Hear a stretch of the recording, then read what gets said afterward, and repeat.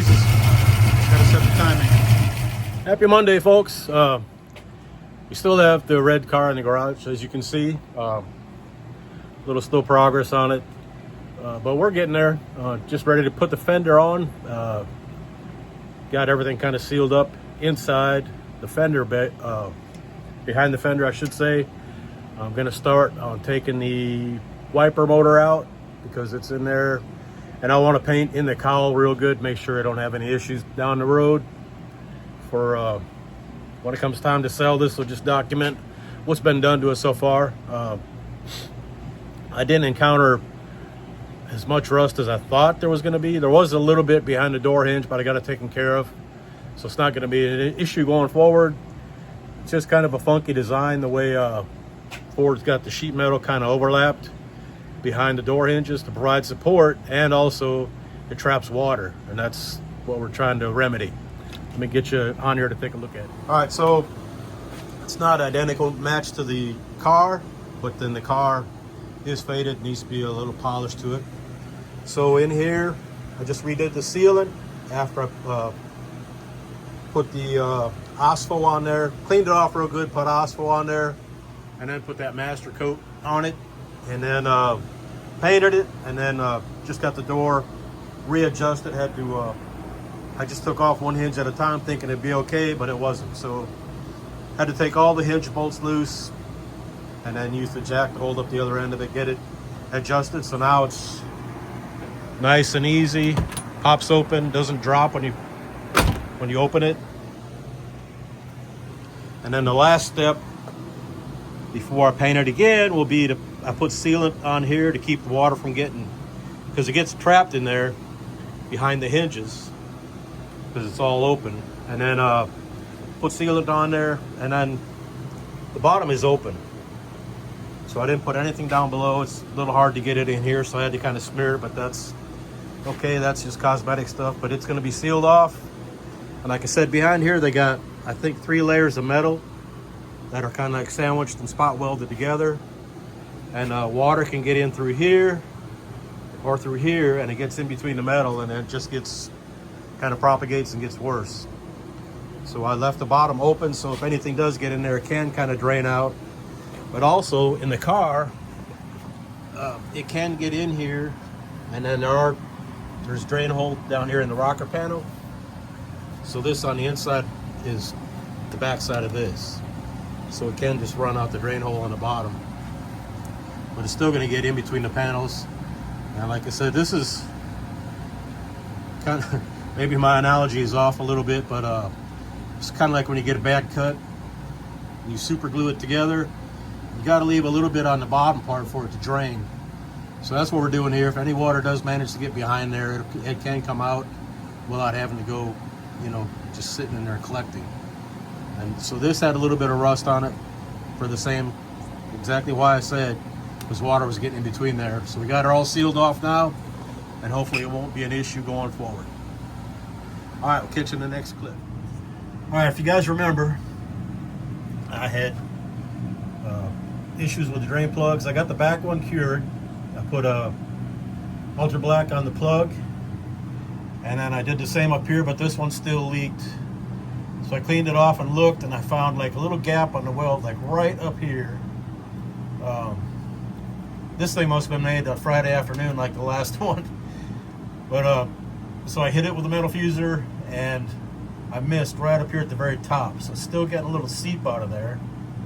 And so now, instead of draining the oil out again from the front sump, I'm just gonna clean it off with a wire brush, hit it with some brake cleaner, and then put a little bit of JB weld on and be done with it. That should take care of it, I hope. So we'll let you know how that works out when we get her done. All right, guys, this is about ready to wrap up on this side. I got the other fender off so I can start cleaning in here, and then I'll get some paint down in here. I put Port 15 in there before, but it's not like UV rated or protected, so the sun shines in there, it kind of breaks it down. And 415 really needs something rough to kind of grip onto. It can't do, like, it doesn't stick real good to paint. So I put it on here, right?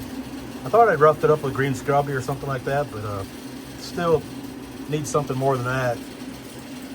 You see a little bit of, that's minor rust that started here. Real issue is down here. Like this car sits in the driveway. It's not under a carport. It's not in the garage for sure. But all this stuff come out of there. There's more up in here. And then the real issue is over here. You can see, where was it? Like right in there. I took a wire brush and knocked that off so you can see it better. That's where the plates, like I was talking about earlier, the plates are mashed together and it starts to get corrosion. And that's what happened to McNugget, and you can on probably some other cars too. But all this is just like, I put a little bead on there at the factory, it seems like, or somebody did, but it just doesn't do enough. And then these plates are floating in there. It's just a big nut plate. And when you got it down there, there's a gap, like back here at the back end usually. And you can see that's just bare metal. That hadn't been nothing on it. And the plates rusted a little bit. That's pretty thick steel. In the Trooper car, I replicated that out of aluminum. So I made aluminum plates for it. Because the door's a lot lighter now than it used to be. I mean, it's still, not to talk about Trooper car when I'm showing you this, but the you know, it's got manual windows and no locks, and all the stuff is out of it. It's 15 pounds lighter than stock maybe. But anyway, so back to this car. So I'm going to take and clean all this rust off as best I can, get all this sealant or caulk or whatever it is out of the way. Take this out of the way and clean all that, get some Ospo on it tonight, and then clean the rest of this up and get some paint in there tomorrow. That's kind of what takes the most time for this, is to for stuff to dry. You put Ospo on, it takes, that's got to dry overnight, and then the paint, same thing. Just want to make sure everything's right before I put it back together.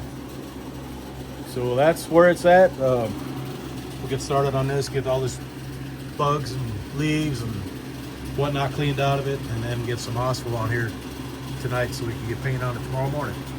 We'll get this put up on the interwebs, and next will probably be pickup.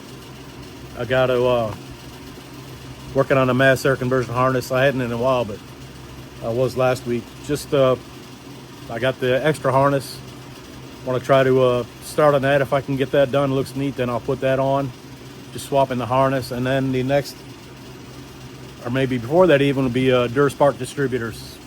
How to set them up. They're pretty neat. They work good with MSD. So anyway, that's it. We'll get there posted up, and you guys can check this out and be bored to death. All right, appreciate y'all. I got to mention the remedy I think will work, because I think I've done it before.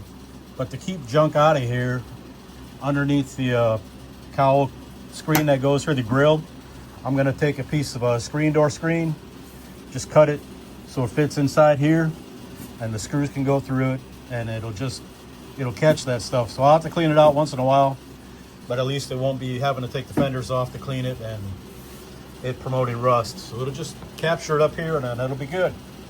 All right, thanks again, fellas. Appreciate y'all. Later on.